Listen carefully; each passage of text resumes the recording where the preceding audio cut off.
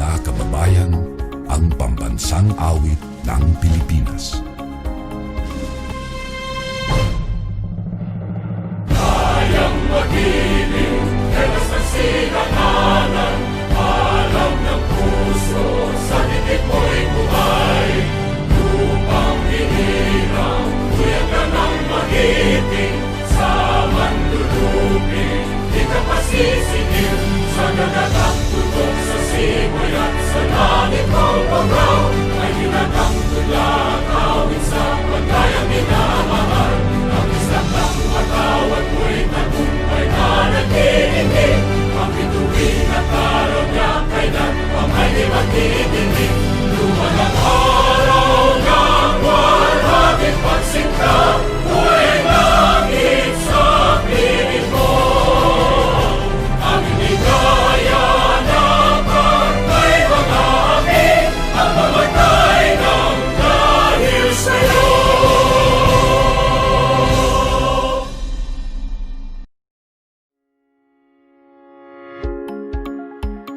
Migrating Education 4.0 in the New Normal. The Education 4.0. Technology has impacted almost every aspect of life today, and education is no exception. Technology has also begun to change the roles of teachers and learners. In the traditional classroom, the teacher is the primary source of information, and the learners passively receive it. According to Purdue University, the model of the teacher as the sage on the stage has been in education for a long time and is still very much in evidence today. However, because of the gain access to information and educational opportunity that technology has enabled, in many classrooms today, we see the teacher's role shifting to the guide on the side as students take more responsibilities for their own learning using technology to gather relevant information. Schools and universities across the country are beginning to redesign learning spaces to enable this new model of education, foster more interaction, and small group work, and the use of technology as an enabler. So what is educational technology? Educational technology is the combined use of computer hardware, software, and educational theory and practice to facilitate learning.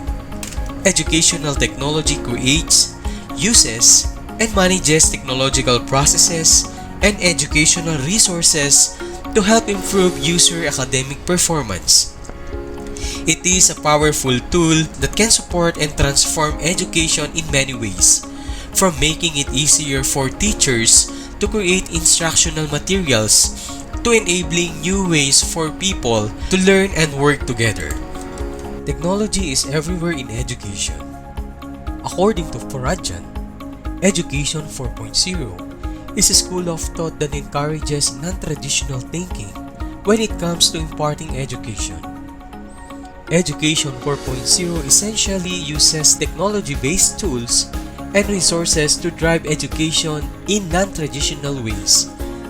This means that learners in present time are no longer in traditional classrooms learning from teachers using books, pens, and papers only. As a substitute for this, with Education 4.0, students from different places can get connected in an e-classroom using the internet.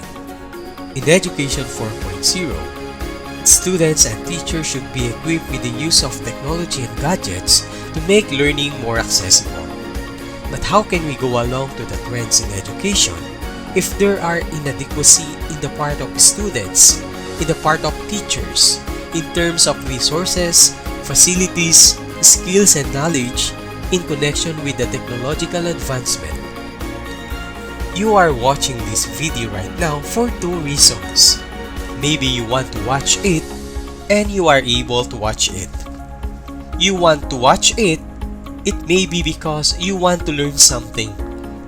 You want to challenge your thinking and explore new ideas. And we think that is relatable from most people in this world.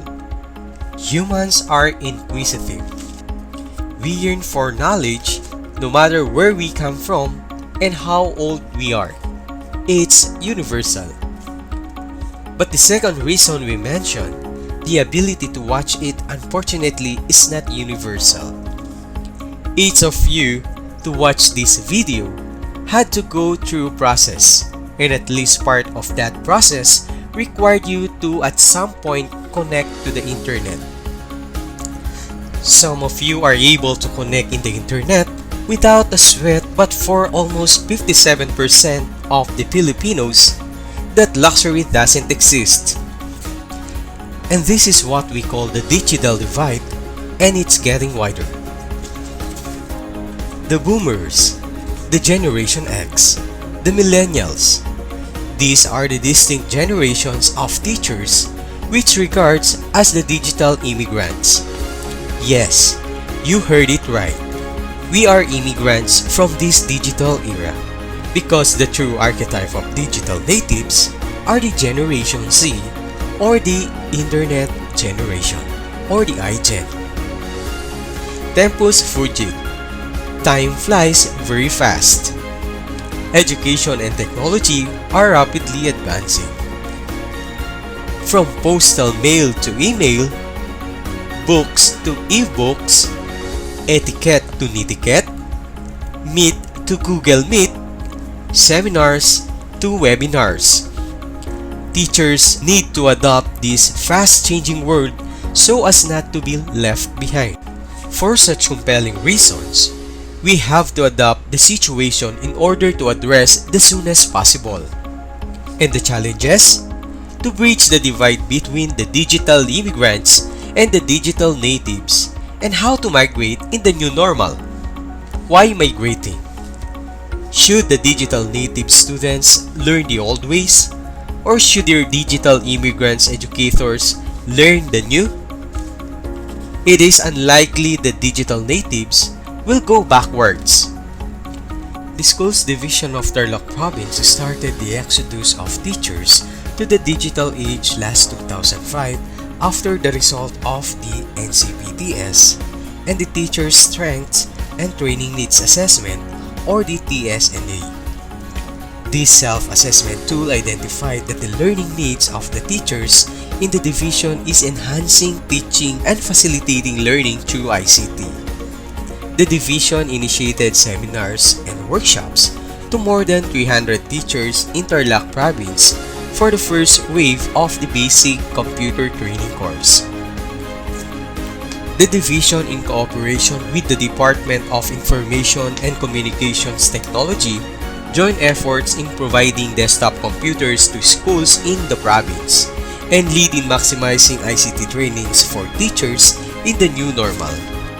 The Department of Information and Communications Technology also allocates 7.7 billion pesos for the proposed 2021 budget for the implementation of the free Wi-Fi for all in public places and state universities and colleges program. They plan to deploy most number of sites in public education institutions. Last September 28, the Schools Division of Tarlac Province, in cooperation with the Provincial Government of Tarlac, launches the Project Simple or the Supporting Young Minds program for learning the essentials. It is an offline platform where learners can download modules, activities, and other learning materials. This project will be used by the different elementary and secondary schools in the Schools Division of Tarlac Province this school year 2020-2021. Aside from these trainings and in migrating, teachers should also understand the digital natives language too, such as uploading, downloading, hyperlink, Bluetooth, share it, follow, like, subscribe, the website, software application, and install. Today's teachers have to learn to communicate in the language and style of our learners. Apple, cherry, and blackberry were also fruits for the digital immigrants but not for the digital natives. In this new normal, we teachers should serve as a vaccine against ignorance. And as what Dr. Maria Agnes Laja said, let us keep doing what we ought to do and save the children under our care. Because if we save them, we save our country. Let us work together. Let us create this new generation to be the best generation of Filipinos. And by doing this, we contribute for the future.